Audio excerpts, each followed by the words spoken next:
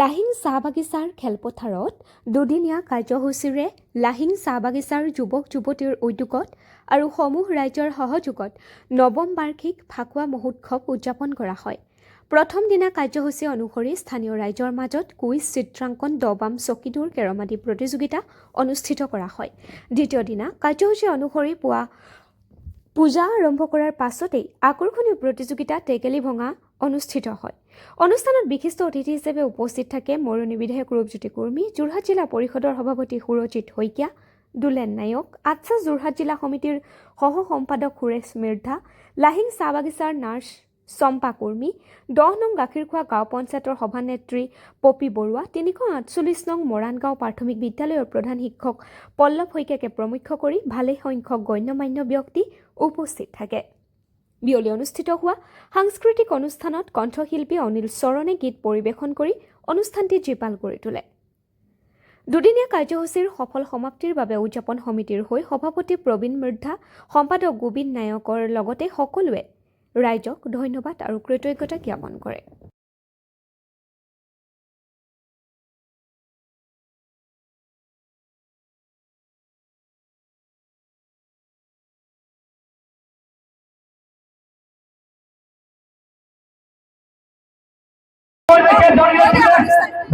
হয়, আজি আমাৰ হোলী উৎসৱ। আমি প্ৰতি বছৰে আমাৰ লাহিং চাহ বাগিচাৰ যুৱক যুৱতীৰ উদ্যোগত আৰু সমূহ ৰাইজৰ সহযোগত আমি এই ফাকুৱা মহোৎসৱটি আমি প্ৰতি বছৰে পালন কৰি আহিছোঁ। আৰু এইটো আমাৰ ফাকুৱা উৎসৱবোৰ আমাৰ নৱম বাৰ্ষিক ফাকুৱা উৎসৱ। আৰু আমি এই দুদিনীয়া কাৰ্যসূচীৰে আমি খুব উলহ মালহেৰে আমি এই কাৰ্যসূচী আমি সুন্দৰভাৱে আমি প্ৰতি বছৰে পালন কৰোঁ। আৰু যিহেতু কালি আমি কণ কণ মাইনা ভণ্টিসকলক আমি কুইজ প্ৰতিযোগিতা, চিত্ৰাংকন প্ৰতিযোগিতা, লগতে আকস্মিক বক্তৃতা, মেজিক চকী কালি এইখিনি হৈ গ'ল। আৰু আজি আমি পুনৰ আমি কলগছত বগোৱা, কুকুৰা নমোৱা, মহিলাসকলে চকী খেল আৰু লগতে আমাৰ হাঁহ ধৰা প্ৰতিযোগিতা আমি প্ৰতি বছৰে ধুনীয়াকৈ পালন কৰি আছোঁ। আৰু ৰাইজে আমাক বহুত সহায় সহযোগিতা কামনা কৰি বহুত মানে দলে বলে চবে ওলাই আহে আমাক। সেইকাৰণে প্ৰতি বছৰে পালন কৰিবলৈ আমি বহুত উৎসাহিত হওঁ। সেইকাৰণে লগতে আপোনালোকক বহুত বহুত ধন্যবাদ জ্ঞাপন কৰিছোঁ, যিহেতু আপোনালোকে ইমান দূৰৰ পৰা আপোনালোকে আহিলে।